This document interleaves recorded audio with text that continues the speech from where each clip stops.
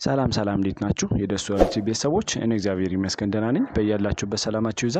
ዛሬም እንደተለመደው በአንድ ጠቃሚ ርዕስ መጥቻለሁ። ዛሬ በዚህ ቪዲዮ የምናየው የፌጦ የጤና ጥቅሞች ምን ናቸው የሚለውን እናያለን ማለት ነው። ከዚህ በተጨማሪ ደግሞ ፌጦንስ መውሰድ የሌለባቸው ሰዎች እነማን ናቸው የሚለውን አብረን እናያለን ማለት ነው። ከዛ በፊት እንደተለመደው ቻናሌን ላይክ እና ሼር እያደረጋችሁ ብዙዎች እንዲማሩበትና ለብዙዎች እንዲደርስ እንዲሁም አዲስ ከሆናችሁ ደግሞ ሰብስክራይብ ያደረጋችሁ የደወል ምልክቱን በመጫን ቤተሰብ እንድትሆኑ አፕሪሼት እንድታደርጉ ስል ጠይቃለሁ። አመሰግናለሁ። ወደ ዋናው ሀሳቤ ስገባ ፌጦ እንግዲህ እጅግ በጣም በሀገራችን በከፍተኛ ደረጃ የሚመረት የቅመማ ቅመም ወይም ደግሞ የጥራጥሬ አይነት ነው። በተለይ ደግሞ በያዛቸው ከፍተኛ ፕሮቲን፣ ካርቦሃይድሬት፣ ፋት፣ ቫይታሚን፣ ማዕድናት፣ ፋይበር እና በአንቲኦክሲዳንት የበለጸገ ስለሆነ ለጤናችን እጅግ በጣም ትልቅ ጥቅም የሚሰጥ ነው። በተለይ ደግሞ አጠቃላይ ማናቃቸውን ውስጣዊ ችግሮቻችን በመፍታት ከብዙ ነገር የሚከላከልን የቅመማ ቅመም አይነት ነው ማለት ነው። በተለይ ደግሞ ፌጦ እንግዲህ የኢሚዩኒታችን በጣም ከሚጨምሩ የምግብ አይነቶች በአንደኝነት የሚጠቀስ ነው ማለት ነው። የበሽታ የመከላከል አቅማችን ኢሚዩኒቲያችን ኢንታክት በማድረግ ቦስት በማድረግ የበሽታ የመከላከል አቅማችን እንዲጨምር ከሚያደርጉ ምግቦች በትልቅ ደረጃ የሚጠቀስ ነው።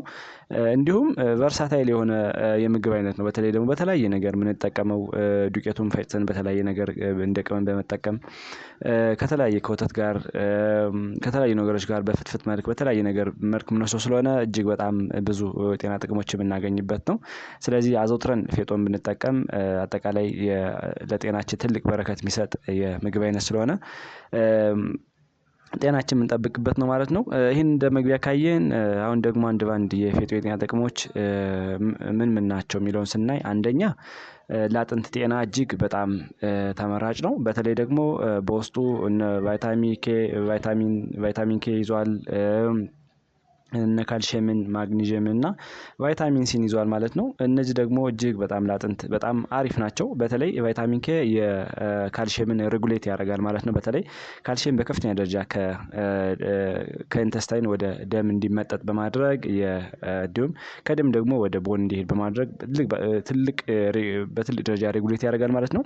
እንዲሁም ካልሽየምም አንዱ የቦን አካል ነው። ስለዚህ ቦናችን ውፍረቱን ጠብቆ ለብዙ ሰዓት እንዲቆይ በማድረግ ትልቅ ተመራጭ ነው ማለት ነው። ማግኒዥየም ደግሞ ለካልሽየም ሜታቦሊዝም እጅግ በጣም ተመራጭ ነው ማለት ነው። በተለይ ካልሽየም ሜታቦላይዝ እያደረገ ወደ ከኢንተስታይን ተነስቶ አብዞርፕሽን ፕሮሰሱን እንዲፋጠን በማድረግ ትልቅ ደረጃ አለው ማለት ነው። ቫይታሚን ሲ ደግሞ የኮላጅን ፎርሜሽን እንዲሁም ኮኔክቲቭ ቲሹ ላይ እጅግ በጣም ትልቅ አድቫንቴጅ አለው ማለት ነው። ስለዚህ እነዚህ ነገሮች ለአጥንታችን ምን ያህል አስፈላጊ እንደሆኑ ይታወቃል ማለት ነው። በተለይ አንቲኦክሲዳንቶችንም ይዟል ማለት ነው። አንቲኦክሲዳንቶች ደግሞ ሁሌም እንደምናወራው የኢንፍላሜሽን እንዳይፈጠር የኦክሳይድ ውጥረት እንዳይኖር አጥንታችን ላይ ይከላከሉልናል ማለት ነው። በተለይ እነዚህ ፍሪ ራዲካሎች ለብዙ ሰዓት ሲቆዩና ሰውነታችን ሲጠራቀሙ ጉዳት እንደሚያደርሱ ይታወቃል። እነዚህን በማስወገድ አንቲኦክሲዳንቶች ትልቅ ተመራጭ ናቸው ማለት ነው።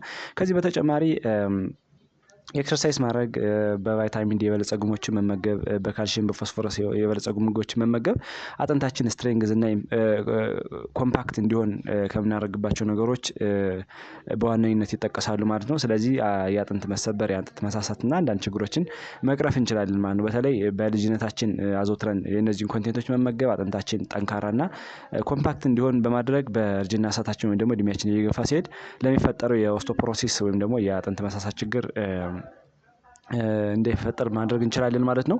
ሁለተኛ በሽታ የመከላከል አቅማችንም ከሚያጠነክሩ የምግብ አይነቶች ፌጦ በዋነኝነት ቢጠቀስ የምግብ አይነት ነው ማለት ነው። በተለይ በውስጡ እነ ቫይታሚን ሲ፣ ቫይታሚን ኤ፣ አይረን፣ ፎሌት፣ ካልሽየም፣ ማግኒዥየም እና እነ ቫይታሚን ኬ ይዟል ማለት ነው። እነዚህ አጠቃላይ ኮምባይንድ በመሆን የበሽታ የመከላከል አቅማችን ሂደት በማጠንከር ለተለያዩ በሽታዎች እንዳንጋለጥና ፍሪ ራዲካሎችን በማስወገድ ለሰውነታችን ተመራጭ ናቸው ማለት ነው። ቫይታሚን ሲ የዋይት ብለድ ሴላችን ወይም ደግሞ ነጭ የደም ሴልን ቦስት በማድረግ ለበሽታ እንዳንጠቃ ያደርጋል ማለት ነው። እንዲሁም ቫይታሚን ኤ ደግሞ የሙከስ አጠቃላይ ኤፒቴሊያል ቲሹ ወይም ደግሞ ሙከስ ሜምብሬን ለምንጠራውን ፓርት በተለያየ ጉዳት እንዳይደርስበት በማድረግ እጅግ በጣም ትልቅ ሚና አለው ማለት ነው።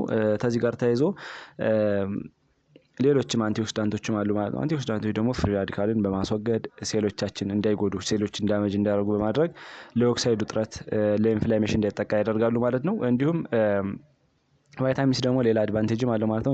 አንቲ ኢንፌክሽን ባህሪም ስላለው ኢንፌክሽን ይቀንስልና በተለይ በጀርሞች የሚመጡ ነገሮችን በመቀነስ የበሽታ የመከላከል አቅማችን በመጨመር የተለያየ ጉዳት እንዳንዳረግ ያደርጋል ማለት ነው። ሌላው ደግሞ እንግዲህ ፋይበርም የበሽታ የመከላከል አድቫንቴጅ አለው። ምክንያቱም የአጠቃላይ የጋስትሮ ኢንተስታይናል ሲስተምን ጤንነት በመጠበቅ እጅግ በጣም አሪፍ ነው ማለት ነው። በተለይ የምግብ እንሽርት ቱቦ ወይም ደግሞ የኢንተስታይናል ሙከሳል አክቲቪቲ አጠቃላይ ጤንነታችን የተጠበቀ እንዲሆን ለማይክሮባዮሞች ምግብነት ስለሚያገለግል ወይም ደግሞ ጠቃሚ ባክቴሪያዎች አንጀታችን ውስጥ ይገኛሉ እነሱ ምግብነት ስለሚያገለግል የአንጀታችን ጤና የተጠበቀ እንዲሆን ያደርጋል ማለት ነው። በሌላ ኢንዳይሬክትሊ ደግሞ የአጠቃላይ የሰውነታችን ጤና ጠበቅ ማለት ነውና ፋይበርም ትልቅ ድርሻ አለው ማለት ነው። እንዲሁም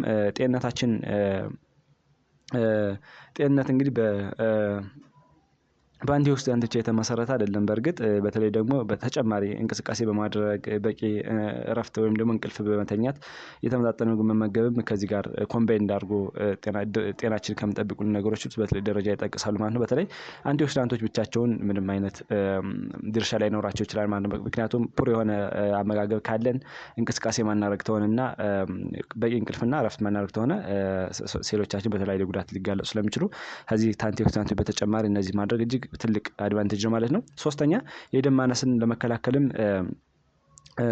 ፌጦ እንግዲህ ትልቅ ድርሻን ይይዛል ማለት ነው። በተለይ በሪሰርች ቤዝድ የተጠና ጥናት ነው።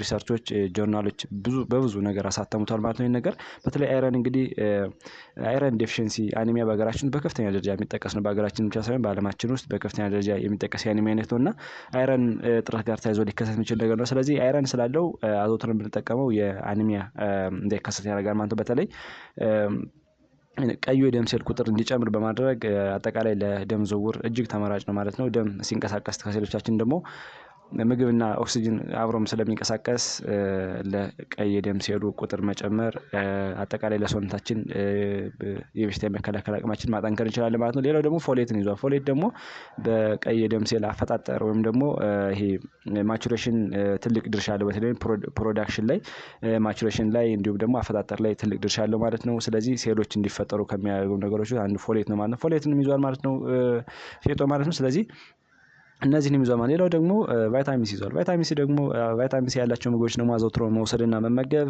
ብዙ ጊዜ የአይረን አብዞርቤሽን አንጀት ላይ እንዲመጠጥ በከፍተኛ ደረጃ እንዲመጠጥና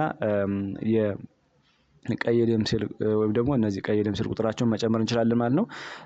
እንዲሁም መዳብንም ይዟል። መዳብ ደግሞ ለአርቢሲ ፕሮዳክሽን እንደ ሄልፐር ሆኖ ያገለግላል ማለት ነው። ስለዚህ የደም ማነስንም ለመከላከል በትልቅ ደረጃ የተጠቀሰ የምግብ አይነት ስለሆነ ብንመገበው በተለይ ደግሞ ሪስክ ፋክተር ያላቸው ከክሮኒክ ዲስኦርደር ጋር ተያይዞ በተለይ ደግሞ ከነዚህ ከማይተላለፉ በሽታዎች ውስጥ እንደ ካንሰር ሌሎች ከበሽታ የመከላከል አቅማቸው የቀነሰ እንዲሁም የአኒሚያ ያላቸው ሰዎች ቢመገቡት ያሻሽልላቸዋል ማለት ነው።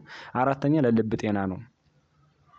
ሁሌም እንደምናወራው ፋይበር እንግዲህ ለልብ ጤና በጣም ተመራጭ ነው። በተለይ ደግሞ ደም ውስጥ ያለውን የስኳር መጠንና የኮሌስትሮል መጠን ስለሚያስተካክልልን ለልባችን ጤና እጅግ በጣም ተመራጭ ነው ማለት ነው። በተለይ ይሄ ባድ የሆነ ኮሌስትሮል ደማችን ውስጥ ደም ስር ላይ ሲከማች ፕላክ ሲፈጠር ለደም ዝውውር ዲዝራፕት ይፈጥራልና ይሄን በማስተካከል ትልቅ ሚና ያለው ማለት ነው። እንዲሁም ከፍተኛ የሆነ የኮሌስትሮል መጠን ወይም ደግሞ ከፍተኛ የሆነ ሱገር ኢንተስታይን ላይ እንዳይመጠጥ ዲሌይንግ አብዞርቤሽን በማድረግም ፋይበር ትልቅ ተመራጭ ነው ማለት ነው።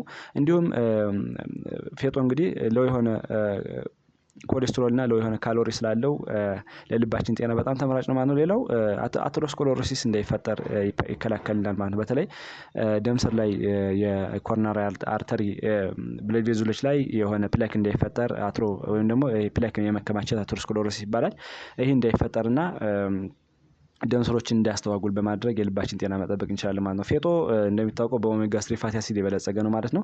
ኦሜጋ 3 ፋቲ አሲድ ደግሞ የደም ስሮቻችን ዘና እንዲሉ በማድረግ ኢንፍላሜሽን እንዳይፈጠርና የኮሌስትሮል መጠራቀም እንዳይኖር በማድረግ ትልቅ ድርሻ አለው ማለት ነው። አጠቃላይ ለልብ ሴሎቻችን በጣም ተመራጭ ነው ማለት ነው ኦሜጋ 3 ፋቲ አሲድ። ሌላው ደግሞ ካልሲየም አይሚን ፖታሲየም እና ማግኒዥየምን ይዟል ማለት ነው ፌጦ። እነዚህ ደግሞ ማግኒዥየም እንግዲህ ለልብ ጡንቻዎችን ለልብ ጡንቻ በጣም ተመራጭ ነው ማለት ነው። እንዲሁም ፖታሲየም ደግሞ የሶዲየም ከፍተኛ ደረጃ ካለ እሱን ማስተካከል የውሃ ማመጣጠንና ደም ስሮችን ዘና ስለሚያደርግ አጠቃላይ የነዚህ ሂደቶች ለልባችን ጤና በጣም ተመራጭ ናቸው ማለት ነው። ሌላው አንቲኦክሲዳንቶችን ይዟል። አንቲኦክሲዳንት ደግሞ ቅድም እንዳልነው ልባችን የልብ ሴሎች አጠቃላይ የልብ ደም ስሮች ወይም ደግሞ አጠቃላይ የልብ ሴሎች በኦክሳይድ ውጥረትና በኢንፍላሜሽን እንዳይጠቁም ይከላከሉናል ማለት ነው። በተለይ ይሄ አንቲኦክሲደንት ኢፌክት ያላቸው ንጥረ ነገሮች መያዙም ለልባችን ጤና ተመራጭ ነው ማለት ነው። ስለዚህ አጠቃላይ እነዚህን ስለያዘ አልፋ ሊኖሊክ አሲድን ስለያዘ ወደ ኦሜጋ 3 ፋቲ አሲድ ተቀይሮ ለልባችን ጤና እጅግ በጣም አሪፍ ነው ማለት ነው። ይሄ ደግሞ እንግዲህ የልባችን ጤና ከምንጠቅባቸው ነገሮች ወይም ደግሞ አልፋ ሊኖሊክ አሲድን ከምናገኝባቸው ነገሮች አንዱ የተመረጡ ምግቦችና በሳፕሊመንት መልክ የምንወስደው አይነት ነው ማለት ነው። ስለዚህ ለልባችን ጤና በጣም ተመራጭ ነው። አምስተኛ ለመተንፈሻ አካላት አጠቃላይ ለሳምባም እጅግ በጣም ተመራጭ ነው ማለት ነው። በተለይ አንቲኦክሲዳንቶችን ይዟል ማለት ነው። ሳምባ ላይ እንግዲህ ትልቁ ችግር የኢንፍላሜሽን ችግር ነው። ስለዚህ ኢንፍላሜሽን ሲኖር የመተንፈሻ አካላትን ቱቦ በማጥበብ ለተለያየ ችግር እንድንሰቃይ ያደርጋል ማለት ነው። ይሄ ደግሞ ወይም ደግሞ የፌጦ ጥቅም ደግሞ እንደ ብሮንኮ ዳይሌተር ኢፌክት አለው ማለት ነው። በተለይ አንቲ ኢንፍላማቶሪ ኢፌክት ስላለው የእብጠትን በመቀነስ የተለያዩ ችግሮች እንዳይከሰት ያደርጋል ማለት በተለይ እንደ አስም ሲኦፒዲ ብለን የምንጠራው ሌሎችም የመተንፈሻ አካላት ችግር እንዳይከሰቱ ያደርጋል ማለት ነው። ሌላው ደግሞ ቫይታሚን ሲ እነ ቫይታሚን ኤ አይረን እና ሌሎች እነዚህ ንጥረ ነገሮች ደግሞ ኢሚዩኒቲያችን ቦስት በማድረግ ለተለያየ ችግር እንዳንጠቃ በተለይ ደግሞ ከጀርሞች ጋር ተያይዞ ሳምባ ላይ እንዳይከሰቱ በማድረግ አጠቃላይ የአተነፋፈስ ሂደታችን በእጅጉን ከሚያስተካክሉ ነገሮች ፌጦ በትልቅ ደረጃ ይጠቀሳል ማለት ነው። ስድስተኛ ለፀጉርም ጤና እጅግ በጣም አስፈላጊ ነው ማለት ነው። ፌጦ በተለይ እንደ ቫይታሚን ኤ ቫይታሚን ሲ ቫይታሚን ኢ አይረን ዚንክ ማግኒዥየም ሌሎችንም ይዟል ማለት ነው። ይሄ ደግሞ ወደ ራስ ቅላችን አጠቃላይ ወደ ቆዳችን ብለድ ፍሎ እንዲጨምር ያደርጋሉ ማለት ነው። በተለይ እነ ቫይታሚን ኤ እንግዲህ አብረቅራቂና ቆንጆ የሆነ ስኪን እንዲኖር በማድረግ ቫይታሚን ሲ ደግሞ የኮላጅን መመረት በማፍጠን ቫይታሚን ኢም የበሽታ መከላከል አቅማችን ቁጥር በመጨመር አይረን ደግሞ ብለድ ፍሎ ወደዛ አካባቢ እንዲሄድ ያደርጋል ማለት ነው። ማግኔዥየም ሴሎች ዘና እንዲሉና የተሳከለ የደም ዝውውር እንዲሆን ያግዛል ማለት ነው። በአጠቃላይ የነዚህ ንጥረ ነገሮች መኖር ለፀጉራችን ጤና በጣም ተመራጭ ማለት ነው። አንቲኦክሲዳንቶችም አሉ። አንቲኦክሲዳንቶች ደግሞ እንግዲህ እንደሚታወቀው ኦክሲዴቲቭ ስትረስን መቀነስ ኢንፍላሜሽን መቀነስ ነው። ስለዚህ ቆዳችን ላይ የተለያየ ችግር እንዳይከሰት ይከላከሉናል ማለት ነው። ፕሮቲንም አለው ፌጦ ማለት ፕሮቲን ደግሞ ይሄ ቆዳችን ላይ ወይም ደግሞ ፀጉራችን ላይ አንዳንድ ችግሮች እንዳይፈጠሩ በማድረግ በተለይ ዳሜጅ የሆነውን ሄር ሪፕሌስድ በአዲስ እንዲሆን በማድረግ እንዲሁም የቆዳችን ጤንነት በመጠበቅ እጅግ በጣም ተመራጭ ነው። ምክንያቱም ፀጉር እንግዲህ አንዱ የፕሮቲን አካል ስለሆነ ፕሮቲን በከፍተኛ ደረጃ ስላለ ፀጉራችን ይመግብልናል ማለት ነው። ስለዚህ የፀጉር ፎሊኩሎች ስራዎች እንዲጠነክሩና በተለያየ ጉዳት እንዳይጋለጡ ያደርጋል ማለት ነው። እንዲሁም አጠቃላይ የሆርሞኖችን መጠን ሬጉሌት ስለሚያደርግልን በተለያየ ምክንያት በተለይ ደግሞ ከፀጉር መነቃቀልና ከፀጉር መሳሳት ጋር ተያይዞ ያለውን ሂደት ያስተካክልናል ማለት ነው።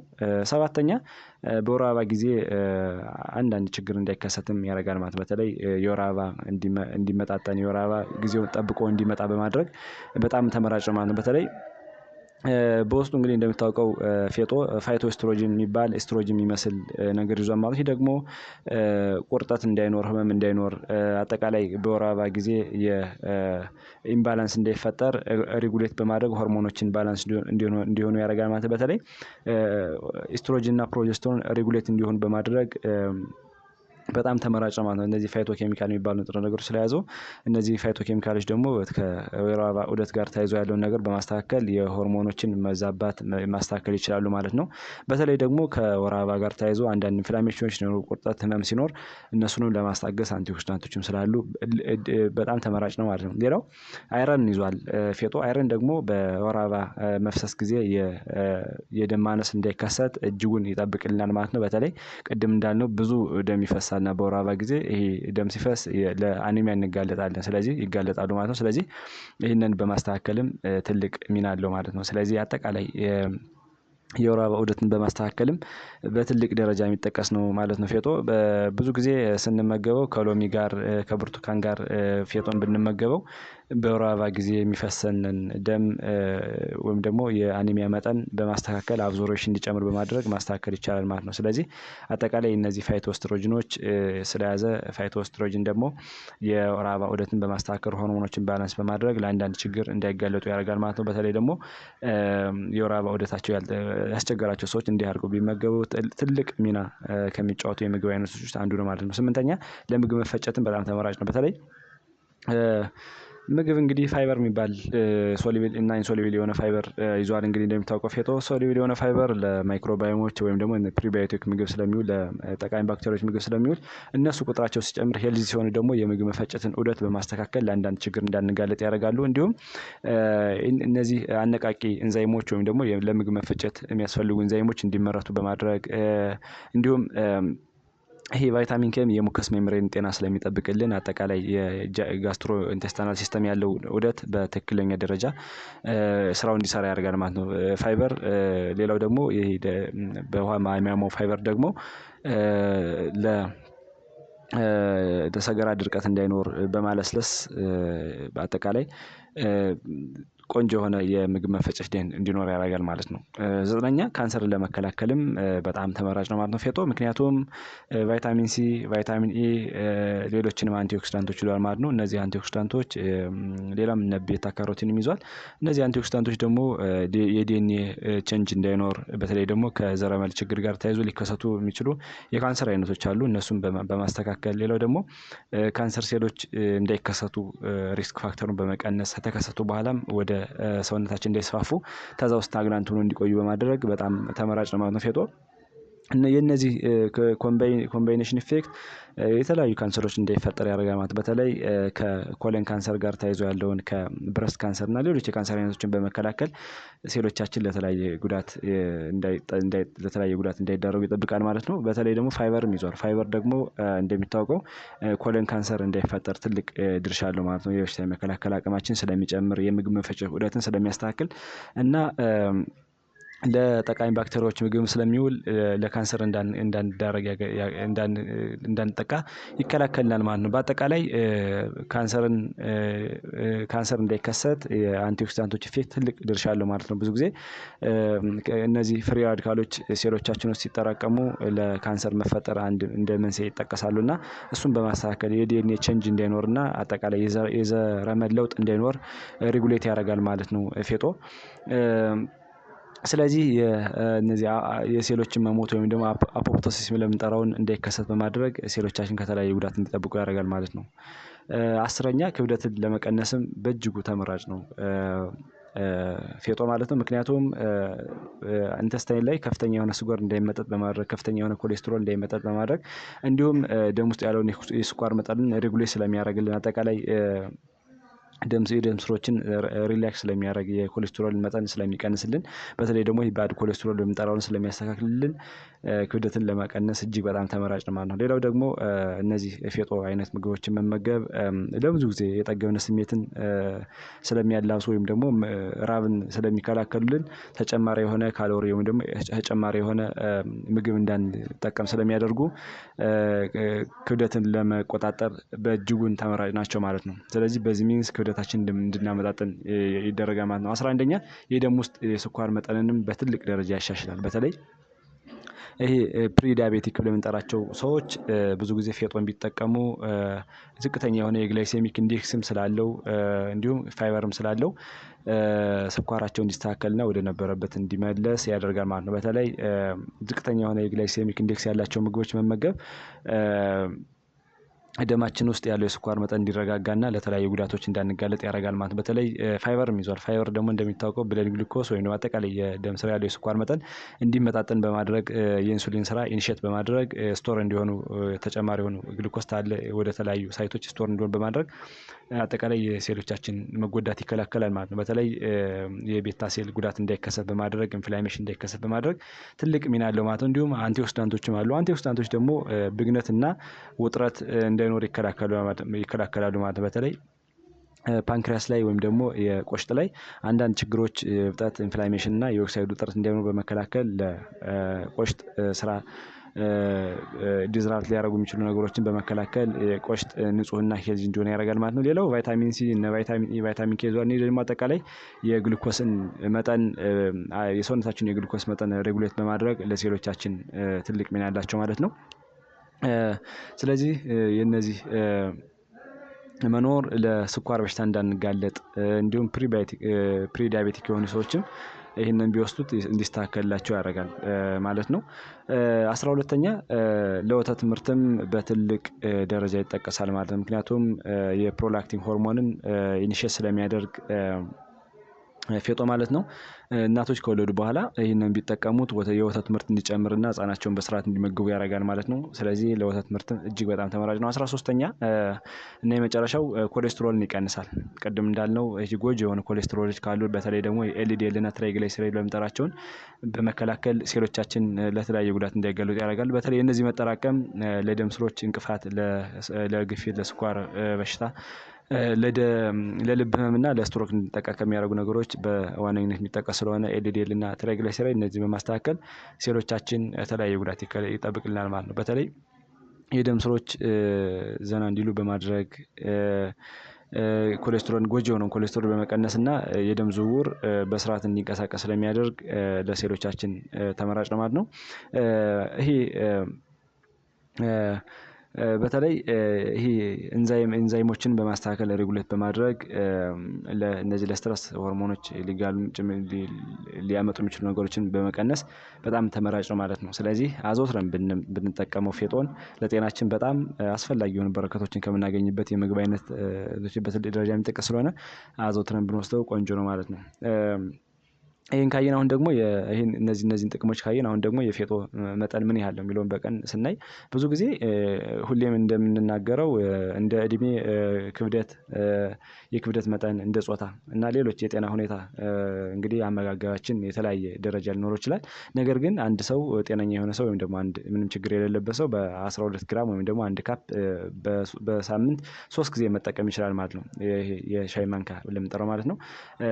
እንግዲህ ቨርሳታይል የሆነ ምግብ ስለሆነ በተለያየ ነገር መጠቀም እንችላለን። በተለይ በጁስ መልክ፣ በፍትፍት፣ በወተት በመጨመር ዘዝፎ በማድረም ጧት ጁሱን በመጠጣት የተለያየ ጥቅም እናገኝበት ነው ማለት ነው። ሁሉንም ነገር መጥነንና በልኩ መውሰድ ለሰውነታችን ጥቅም ትልቅ ተመራጭ ይሰጣል ማለት ነው። እንግዲህ አብዝቶ መውሰድ ራሳችን ምግብ መርዛማ ነገሮችን ሊያመጣ ስለሚችል ምግብ ሲበዛ ጉዳትም ሊያደርስ ስለሚችል መጥኖ መጠቀም አሪፍ ነው ማለት ነው። ስለዚህ አንድ ሰው ጤነኛ የሆነ ሰው ምንም ችግር የለበት ሰው በ12 ግራም ወይም ደግሞ አንድ የሾርባ ማንኪያ በሳምንት 3 ጊዜ መውሰድ በሳምንት 2-3 ጊዜ መውሰድ ይችላል ማለት ነው። ስለዚህ የፌጦን መጠቀም በዚህ ማግኘት እንችላለን። አሁን ደግሞ ፌጦን መመገብ የለባቸው ሰዎችስ እነማን ናቸው የሚለውን ስናይ በተለይ አለርጂ ያለባቸው ሰዎች ለፌጦ መውሰድ የለባቸው ማለት ነው። ይህን ሲመገቡ ሽፍታ፣ የማሳከክ ስሜት፣ እብጠት፣ ሰውነታችን የመቅላት እንዲሁም ያተነፋፈስ ችግር የሚያመጣ ከሆነ ብዙ ጊዜ ይህንን መውሰድ የለብንም ማለት ነው። በሌላኛው ቀን ስንወስድ በሌላኛው ቀን የመጀመሪያው መውሰድ በሌላኛው ቀን መውሰድ የለብንም ማለት ነው። ሌላው የኩላሊት ጠጠር ሊያመጣ ስለሚችል ወይም ደግሞ ያለባቸው ሰዎች ይህንን መውሰድ የለባቸው ማለት በተለይ ኩላሊት ላይ ችግር ካለ ኩላሊት ላይ አንዳንድ ነገሮች ካሉ በተለይ የኦግዛሌት መጠን ከፍተኛ ስለሆነ መውሰድ የለባቸው ማለት ነው። ምክንያቱም ሳይዙን ስለሚጨምር እንዲሁም አንዳንድ ጥቃቅን የሆኑ ስቶኖች በሽንት መልክ እንዳይወገዱ ስለሚያደርግ የኦግዛሌት መጠን መኖር የኩላሊት ጠጠር ያለባቸው ሰዎች ወይም ደግሞ ችግር ካለባቸው ይህን መውሰድ የለባቸው ማለት ነው። ሌላው ደግሞ የታይሮይድ ኢምባላንስ ያለባቸው በተለይ ሃይፐርታይሮይዲዝም፣ ሃይፖታይሮይዲዝም ያለባቸው ሰዎችም ይህን መውሰድ የለባቸው ማለት ነው። በተለይ ፌጦን ሲመገብ ከዚህ ጋር ተያይዞ ልናገር የምፈልገው ነገር ምንድነው? ፌጦን በምንመገብበት ሰዓት ላይ ጨው ጨምሮ መጠቀም በጣም አስፈላጊ ነው ማለት ነው። ምክንያቱም ፌጦ በተፈጥሮው የአዮዲንን ስራ ሊያዛቡ የሚችሉ ወይም ደግሞ የሆርሞንን ስራ ሊያዛቡ የሚችሉ በተለይ ደግሞ የታይሮይድን ሆርሞን ሊያዛቡ የሚችሉ ነገሮች ስላሉት ጨውን ጨምሮ መውሰድ አሪፍ ነው ማለት ነው። ምክንያቱም የአዮዲን መጠን ስለሚቀንስ ማለት ነው። ስለዚህ እንደዚህ አይነት ችግር ያለባቸው ሰዎችም ከሚከታተላቸው ባለሙያ ጋር ኮሚኒኬት ቢያደርጉ የተመረጠ ነው ማለት ነው። ሌላው ደግሞ ለጽንስ በተለይ ደግሞ ለነፍሰ ጡር እናቶችም አይመከርም ማለት ምክንያቱም ጽንስን ሊያጨናግፍና ያለ እድሜው ስቲልበርዝ የሚባለውን እንዲሁም አቦርሽንም ሊያስከትል ስለሚችል ነፍሰ ጡር የሆኑ ሰዎች በጭራሽ መመገብ የለባቸው ማለት ነው። ከመድኃኒት ጋር ተያይዞም አንዳንድ የመድኃኒት የሚወስዱ ሰዎች በተለይ ደግሞ የአንቲኮግላንት የሚወስዱ ወይም ደግሞ ለስትሮክ ለተለያዩ ነገር የሚወስዱ በተለይ እነ ዋርፋሪን፣ ሄፓሪን፣ ኢኖክሳፓሪን እና ሌሎች መድኃኒት የሚወስዱ መውሰድ የለባቸው ማለት ምክንያቱም የነዚህን መድኃኒቶች ስራ ሊያስተጓጉል ይችላል ተብሎ ስለሚታሰብ ማለት ነው። እንዲሁም ሌሎች መድኃኒት የሚወስዱ የስኳር በሽታ፣ የስትሮክ፣ የሃይፐርቴንሽን የልብ በሽታ የሚወስዱ ከሚከታተላቸው ጤና ባለሙያ ጋር ኮሚኒኬት ቢያደርጉ የተመረጠ ማለት ነው። የምግብ መፈጨት ችግር ያለባቸው ለምሳሌ ፒዩዲ ያለባቸው፣ ኢሪቴብል ባውል ሲንድሮም፣ አጠቃላይ አልሰሬቲቭ ኮላይተስ እና ሌሎች ኢንፍላማቶሪ ባውል ዲዝ ያለባቸው ይሄ ማልአብዞርፕሽን ሲንድሮም ያለባቸው ሰዎች ብዙ ጊዜ መውሰድ የለባቸው ማለት ነው። ምክንያቱም ከፍተኛ የሆነ ፋይበር ስላለው እንደምታውቀው ፋይበር የበዛባቸው ምግቦች ደግሞ የምግብ መፈጨት ችግር ያለባቸው ሰዎች ላይስማሟቸው ስለሚችል ለነዚህ ችግሮች ስለሚጋለጡ እንደነዚህ ያለን ችግር ያለባቸው ሰዎች ኮሚኒኬት ቢያደርጉ የተመረጠ ነው ማለት ነው። ለዛሬው ያለን ትምህርት እዚህ ላይ ጨረስን። ቀጣይ ላይ መልካቸው ለእናንተ እንዲደርሳችሁ ላይክ እና ሰብስክራይብ ያደርጋችሁ እንድታረጉ ስል ጠይቃለሁ። አመሰግናለሁ።